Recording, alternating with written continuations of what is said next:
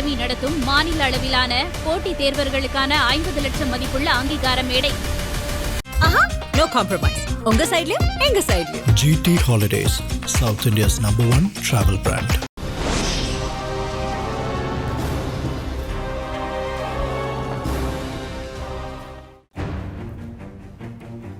உலகத்தமிழ் உறவுகளுக்கு வணக்கம். மறுபடியுமாக இஸ்ரேலில் இருந்து மற்றொரு உண்மையின் தரிசனம் நிகழ்ச்சியினூடாக உங்களை சந்திப்பதில் மிகுந்த மகிழ்ச்சி அடைகின்றேன். இன்றைய நாளில் ஒரு மொசாட் உளவாளியினுடைய நடவடிக்கை பற்றி நாங்கள் பார்க்க இருக்கின்றோம். இஸ்ரேலில் நான் இருந்த இந்த குறுகிய கால பகுதியில் நான் ஒரு முக்கியமான ஒரு சாதனை வீரன் என்று இஸ்ரேலிய மக்களால் கருதப்படுகின்ற ஒரு மொசாட் உளவாளியை சந்திக்க நேர்ந்தது. அவர் தன்னுடைய உளவு அனுபவங்களை எங்களுடன் பகிர்ந்து கொண்டிருக்கின்றார். இஸ்ரேலுடைய வரலாற்றில் மிக முக்கியமான ஒரு ஆபரேஷன், அந்த நடவடிக்கை பற்றித்தான் இந்த நாளிலே நாங்கள் பார்க்க இருக்கின்றோம். இப்பொழுது அவருடைய முகங்கள் வெளியிடப்படுகின்றன. அவர் செய்த காரியங்கள் பற்றியெல்லாம் வெளியே பேசப்படுகின்றது. அவர் எப்படியான உளவு நடவடிக்கைகளில் ஈடுபட்டார், மொசாடினுடைய அந்த நடவடிக்கையினுடைய காத்திரம் பரிமாணம் எப்படிப்பட்டதாக இருக்கின்றது, இது போன்ற விடயங்களை இன்றைய நிகழ்ச்சியில் நான் பார்க்க இருக்கின்றோம். வாருங்கள் நிகழ்ச்சிக்குள் நுழைவோம். So, Operation Brothers 81, 85. The story you're about to hear was a state secret for 30 years, from 81 till 2011. When Meir Dagan is the term, as for... இவருடைய பெயர் கட் ஷிம்ரோன், ஒரு முன்னாள் மொசாட் உளவாளி. இஸ்ரேலுக்காக ஒரு மிகப்பெரிய ஆபரேஷனை வெற்றிகரமாக செய்தவர். அண்மையில் நான் இஸ்ரேல் சென்றபோது இஸ்ரேலின் ரமத் ஹஷரோம் என்ற இடத்தில் உள்ள IICC, அதாவது இஸ்ரேல் இன்டெலிஜென்ஸ் ஹெரிட்டேஜ் அண்ட் கமெமரேஷன் சென்டரில் இவரை சந்தித்து அவர் மேற்கொண்ட உளவு நடவடிக்கையின் பக்கங்கள் பற்றி அவர் சொல்ல கேட்டபோது ஏனோ தெரியவில்லை, இலங்கையின் அர்ஹம்குடாவில் இஸ்ரேலியர்களின் பிரசன்னம் பற்றி வெளியாகி வருகின்ற செய்திகள் மனதில் பல தடவைகள் வந்து சென்றன. ஏன் என்று இந்த நிகழ்ச்சியை முழுவதுமாக பார்க்கின்ற போது உங்களுக்கு சில வேளை புரியலாம்.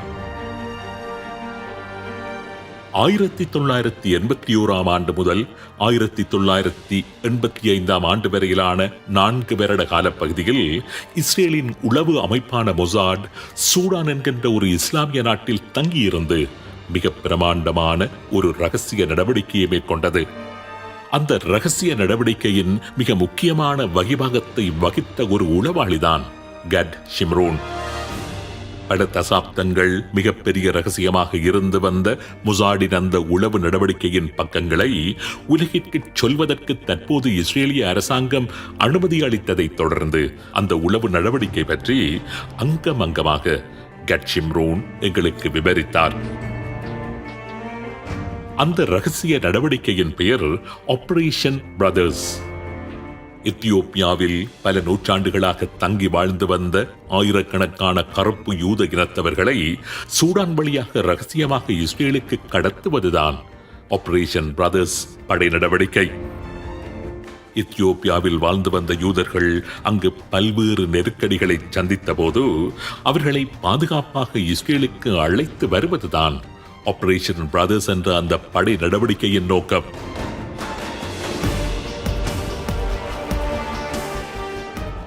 கட் ஷிம்ரோன் உட்பட 4 இஸ்ரேலிய உளவாளிகள் இஸ்லாமிய நாடான சூடானுக்கு சுற்றுலா பயணிகள் போல செல்கின்றார்கள். 4 பேரும் வேறு வேறு நாடுகளில் இருந்து வேறு நாடுகளின் கடவுச்சட்டுக்களுடன் பயணிக்கின்றார்கள். அங்கு எதேச்சையாக சந்திப்பது போல நால்வரும் சந்தித்துக் கொள்கின்றார்கள். கட் ஷிம்ரோன் சரளமாக இத்தாலி மொழி பேசியபடி இத்தாலியர் போலவும், மற்றொருவர் நன்கு ஜெர்மன் மொழி பேசியபடி ஜெர்மனியராகவும், இப்படி ஒவ்வொருவரும் வேறு அடையாளங்களில் சூடானில் செயற்படுகின்றார்கள். படிப்படியாக அங்கு காலூன்றிய அவர்கள் தி ரெட் சி டைவிங் ரிசோர்ட் என்கின்ற ஒரு நீரடி நீச்சல் பயிற்சியுடன் கூடிய விடுதியை செங்கடலை அண்டிய இடத்தில் அமைத்து வியாபாரம் செய்ய ஆரம்பிக்கின்றார்கள். நீரடி நீச்சலுக்காகவும் அந்த அமைவிடத்திற்காகவும் ஏராளமான சுற்றுலா பயணிகள் அங்கு வருகின்றார்கள். உலக அளவில் அந்த ரெட் சி டைவிங் ரிசார்ட் பிரபலியமாகின்றது. வியாபாரம் மிகவும் சூடுபிடிக்கின்றது. சூடானில் உல்லாசத்துறையை ஊக்குவிப்பதில் அந்த அரசு அதிக ஆர்வம் காண்பிக்க ஆரம்பித்திருந்த நேரம் அது. எனவே மொசாட் உளவாளிகளின் செயற்பாடுகள் மிக இலகுவாகவே அங்கு நடந்தன. பொதுவாகவே 3ஆம் உலக நாடுகளின் உயரதிகாரிகளுக்கு ஒரு நோய் இருக்கின்றது. வெள்ளை தோலுடன் யாராவது வெளியில் இருந்து வந்துவிட்டால் அவர்களை நண்பர்களாக்கிவிட அவர்கள் துடியாக துடிப்பார்கள். அந்த பலவீனத்தை சாதகமாக்கிக் கொண்ட கட்சிம்ரோன் சூடான் ராணுவத்தின் அதிகாரிகள், அரசியல்வாதிகள் முதலாக சூடான் ராணுவத்தின் ஜெனரல் வரை நெருங்கி அவர்களை தனது நண்பர்களாக்கிக் கொள்கின்றார். வெளிநாட்டு மது, மாது, பணம் என்று எதிரியின் பலவீனங்கள் அனைத்தையும் தமது உளவுச் செயற்பாடுகளுக்கு சாதகமாக்கிக் கொண்டு ரெட் சீ டைவிங் ரிசோர்ட்டினை மிகவும் வெற்றிகரமான வியாபாரமாக நடத்திக் கொண்டு ஒரு பிரமுகராகவே சூடானில் பலம் பெற ஆரம்பிக்கின்றார். சூடான் ராணுவத்தின் ஜெனரல் தனது கள்ளக்காதலிகளுடன் ரெட் சீ டைவிங் ரிசார்ட்டில் அடிக்கடி வந்து தங்கிச் செல்கின்ற அளவுக்கு ராணுவத்தினருடன் நெருக்கத்தை பேணி தம் மீது சந்தேகம் எதுவும் வந்துவிடாதவாறு அவர் பார்த்துக் கொள்கின்றார். இவைகளெல்லாம் ஒரு பக்கம் நடந்து கொண்டிருக்க, சூடானில் உள்ள இந்த ரெட் சீ டைவிங் ரிசார்ட்டிற்கு சுமார் 1000 மைல்களுக்கு அப்பால் எத்தியோப்பியாவில் மற்றொரு நடவடிக்கையை மிகவும் ரகசியமாக செய்து கொண்டிருக்கின்றது மொசாட். எத்தியோப்பியாவில் பல நூற்றாண்டுகளாக வாழ்ந்து வந்த யூதர்களை இஸ்ரேலுக்கு ரகசியமாக நகர்த்துகின்ற காரியங்களை அவர்கள் திட்டமிட்டு மேற்கொண்டபடி இருக்கின்றார்கள். அதுவும் எத்தியோப்பியாவில் இருந்து மலைகள், காடுகள், பாலைவனங்கள் வழியாக பல 100 மைல்கள் தூரம் கால்நடையாக நகர்த்து எத்தியோப்பிய சூடான் எல்லையை கடந்து ஒரு இஸ்லாமிய கடும்போக்கு தேசமான சூடானுக்குள்ளும் யாருக்கும் தெரியாமல் பயணித்து காற்று புகாத வாகனங்களில் மறைத்து ஏற்றப்பட்டு உயிர்களை கைகளில் பிடித்தபடி பல இராணுவ சோதனை சாவடிகளை கடந்து கடற்கரைக்கு கொண்டு வரப்பட்டு பின்னர் சிறிய சிறிய படகுகளில் ஏற்றப்பட்டு செங்கடலில் தரித்து நிற்கின்ற கப்பல்களில் ஏற்றப்பட்டு செங்கடலிலும் ஏராளமான இஸ்லாமிய நாடுகளையெல்லாம் கடந்து பயணித்து எகிப்தின் சுவிஸ் கால்வாய் வழியாக இஸ்ரேலுக்கு பயணிக்க வேண்டும். உண்மையிலேயே ஆபத்தின் உச்சத்திலான ஒரு நீண்ட பயணம். கொஞ்சம் பிசகினாலும் பல உயிர்கள் அந்த இடத்திலேயே மிக மோசமான முறையில் மறைந்துவிடும்.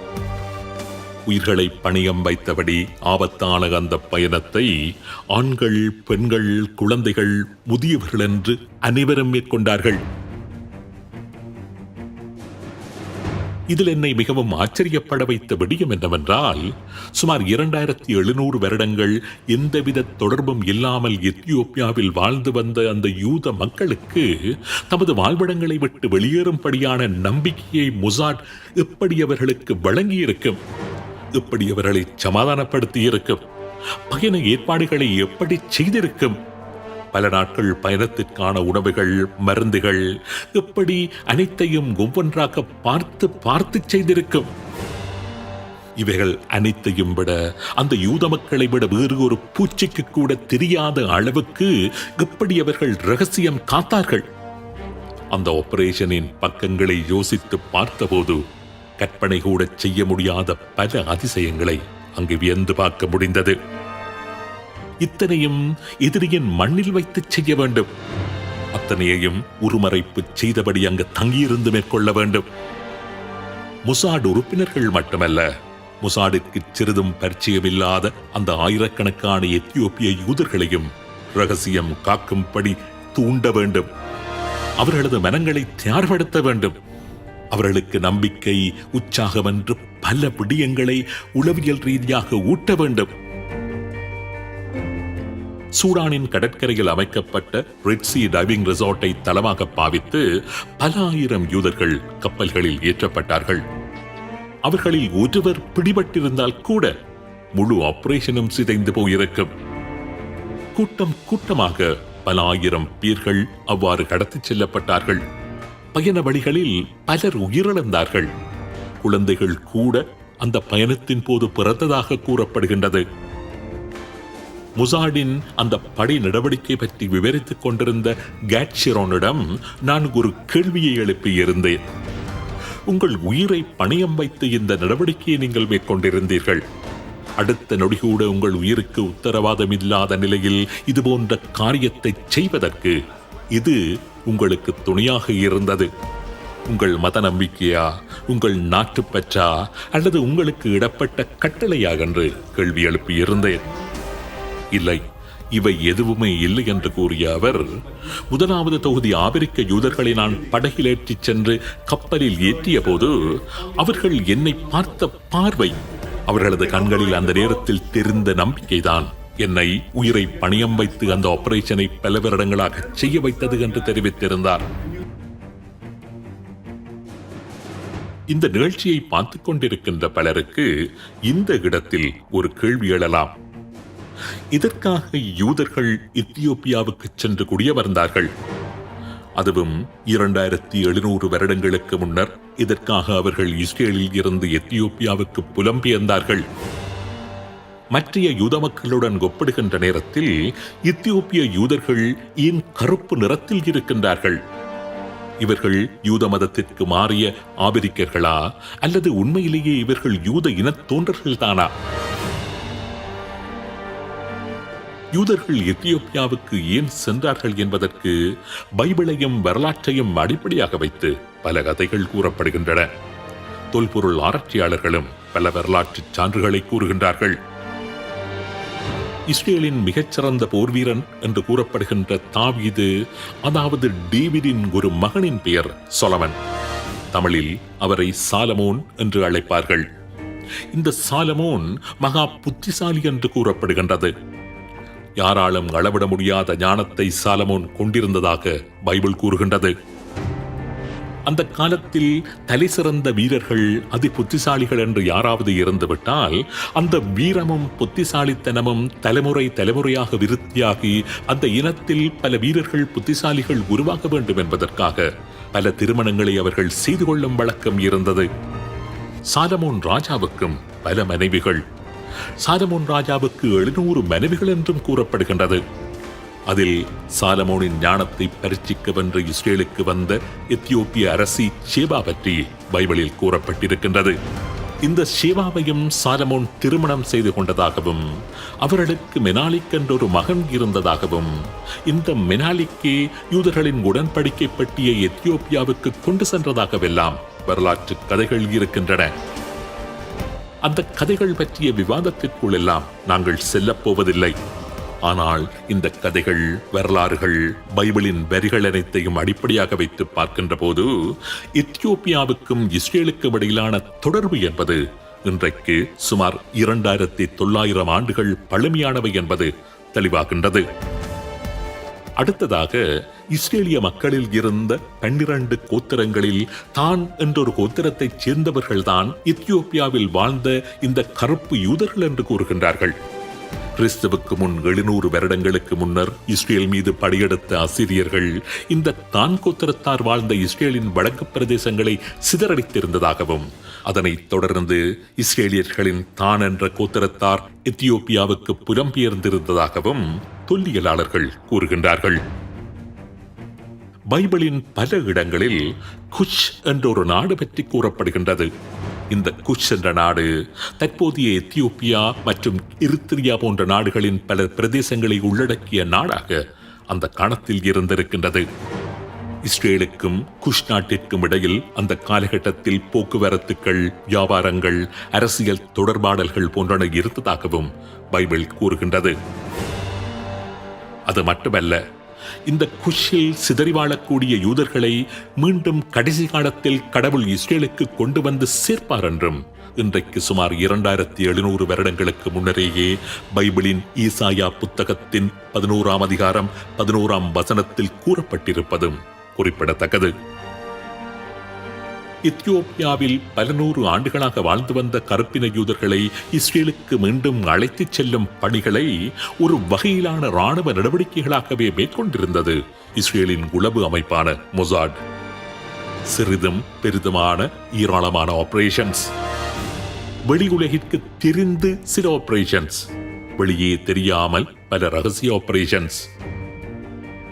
ஆபரேஷன் மோசஸ் என்ற பெயரில் 1984 ஆண்டு அமெரிக்க CIA மற்றும் சூடான் ராணுவத்தின் ஒரு பிரிவின் உதவியோடு மொசாட் மேற்கொண்டிருந்த ஒரு ரகசிய படை நடவடிக்கையில் சுமார் 8000 எத்தியோப்பிய யூதர்களை வான்வழியாக இஸ்ரேல் கொண்டு வந்து சேர்த்திருந்தார்கள். 1984 ஆண்டு நவம்பர் மாதம் 21 முதல் 1985 ஆண்டு ஜனவரி மாதம் 5 வரை சுமார் 30 விமான பயணங்களில் அந்த படை நடவடிக்கையை ரகசியமாக மேற்கொண்டிருந்தது மொசாட். ஒரு ஊடகம் அந்த செய்தியை கசியவிட்டதை தொடர்ந்து அரேபிய நாடுகள் மிக கடுமையான எதிர்ப்பினை வெளிப்படுத்தி சூடானுக்கு அழுத்தத்தை வழங்கி அந்த நடவடிக்கையை முடிவுக்கு கொண்டு வந்திருந்தன. அதேவேளை ஆபரேஷன் மோசஸை இடைநடுவில் இஸ்ரேல் கைவிட்ட நிலையில் சூடானில் கைவிடப்பட்ட நிலையில் இருந்த சுமார் 500 யூதர்களை ஆபரேஷன் ஜோஷுவா என்கின்ற படை நடவடிக்கையினூடாக இஸ்ரேலுக்கு அழைத்து வைத்திருந்தது அமெரிக்காவின் CIA. இது நடைபெற்ற 5 வருடங்களின் பின்னர் 1991 ஆண்டு ஆபரேஷன் சொலமன் என்கின்ற படை நடவடிக்கையின் மூலம் 14324 எத்தியோப்பிய யூதர்களை இஸ்ரேலுக்கு அழைத்து வந்திருந்தது மொசாட். ஒரு பெரும் இன அழிப்பு ஆபத்தை எத்தியோப்பிய யூதர்கள் எதிர்கொண்டிருந்த நிலையில் 1991 ஆண்டு மே மாதம் 24 25 தேதிகளில் வெறும் 36 மணி நேரம் மாத்திரமே நடைபெற்றிருந்த அந்த ஆபரேஷனில் இஸ்ரேலின் 35 விமானங்கள் பங்கு பெற்றிருந்தன. இஸ்ரேல் விமானப்படைக்கு சொந்தமான C-130 ஹெர்குலஸ் விமானங்கள், போயிங் 747 பயணிகள் விமானங்கள் என்று பாரிய விமானங்கள் இடைவிடாமல் தொடர் பரப்புகளை மேற்கொண்டு எத்தியோப்பிய யூதர்களை அவசரமாக அதேவேளை ரகசியமாக இஸ்ரேலுக்கு கொண்டு வந்தன. அந்த ஆபரேஷனின் போது ஒரு போயிங் 747 பயணிகள் விமானம் 1088 எத்தியோப்பிய யூத பயணிகளை ஏற்றிக்கொண்டு பறந்ததுதான் இன்று வரை அந்த வகை விமானத்தில் அதிக பயணிகளை ஏற்றி பறந்ததான உலக சாதனையாக பதிவாகியுள்ளது. அந்த பயணத்தின் போது 2 குழந்தைகள் விமானத்தில் வைத்து பிறந்திருந்ததும் கூட உலக சாதனையாக பதிவாகிவிட்டுள்ளது. எத்தியோப்பிய யூதர்களை இஸ்ரேலுக்கு கொண்டு வந்து சேர்க்கின்றதான வேறு படை நடவடிக்கைகளை 2022 ஆண்டு வரை இஸ்ரேலின் மொசாட் மேற்கொண்டு வந்ததாக தெரிவிக்கப்படுகின்றது. ஆபரேஷன் டவ் விங் என்ற பெயரில் அந்த படை நடவடிக்கையை மொசாட் மேற்கொண்டு வந்தது. இன்று இஸ்ரேலில் சுமார் 1,70,000 எத்தியோப்பிய யூதர்கள் வாழ்ந்து வருகின்றார்கள். அவர்களில் 78,000 பேர் பல்வேறு படை நடவடிக்கைகளின் மூலம் இஸ்ரேலுக்கு மொசாடினால் கொண்டு வரப்பட்டவர்கள். மற்ற 93,000 பேரும் எத்தியோப்பியாவில் இருந்து மொசாடினால் இஸ்ரேலுக்கு அழைத்து வரப்பட்டவர்களுக்கு இஸ்ரேலில் வைத்து பிறந்த பிள்ளைகள். மதம், பைபிள் தீர்க்க தரிசனங்கள், யூத விழுமியங்கள் இவை அனைத்தையும் ஒரு பக்கம் வைத்துவிட்டு வெறும் இராணுவ நலன் என்கின்ற குறுகிய கண்ணோட்டத்தில் பார்த்தால் கூட இன்று இஸ்ரேல் ராணுவத்தில் சுமார் 1.5 லட்சம் எத்தியோப்பிய வீரர்கள் இணைந்து அந்த நாட்டுக்கு பலிச்சேர்க்கின்றார்கள் என்பது இஸ்ரேலை பொறுத்தவரையில் அந்த தேசத்தின் ஈடு இணையில்லாத ஒரு பெருபேறு என்றுதான் கூற வேண்டும்.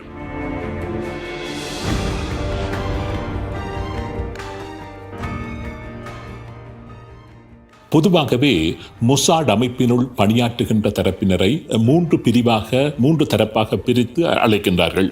அதில் முதலாவது பிரிவை கட்சா என்ற பெயரில் அழைக்கின்றார்கள். 2வது பிரிவில் கடமையாற்றுகின்றவர்களை கிடோன் என்கின்ற பெயரில் அழைக்கின்றார்கள். 3வதாக பணியாற்றுகின்ற தரப்பை ஷயானிம் என்கின்ற பெயரில் அழைக்கின்றார்கள். இந்த பிரிவுகளுக்கு இடையிலான விளக்கங்கள், இவர்களுடைய பணிகள் எப்படிப்பட்டதாக இருக்கின்றது, இது போன்ற விடயங்களை நாங்கள் அடுத்த நிகழ்ச்சியில் பார்க்க இருக்கின்றோம். அதே வேளையில் புலனாய்வு பிரிவில், இஸ்ரேலினுடைய புலனாய்வு பிரிவில் கடமையாற்றி தன்னை உருமரப்பு செய்து கொண்டு ஒரு இஸ்லாமிய பெண் போன்று புர்கா அணிந்தபடி பலஸ்தீன பகுதிகளில் நடமாடிய ஒரு பெண் உளவாளியினுடைய உளவு நடவடிக்கைகள் பற்றிய தகவல்களுடன் அடுத்த நிகழ்ச்சியில் நாங்கள் சந்திக்க இருக்கின்றோம். நன்றி, வணக்கம்.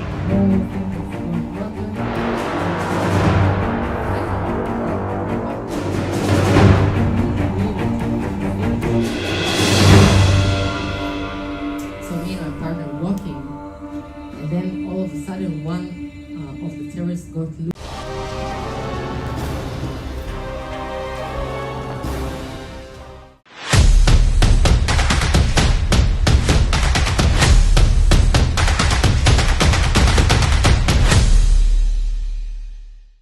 கலெக்டர் அகாடமி நடத்தும் மாநில அளவிலான போட்டித் தேர்வர்களுக்கான 50 லட்சம் மதிப்புள்ள அங்கீகார மேடை.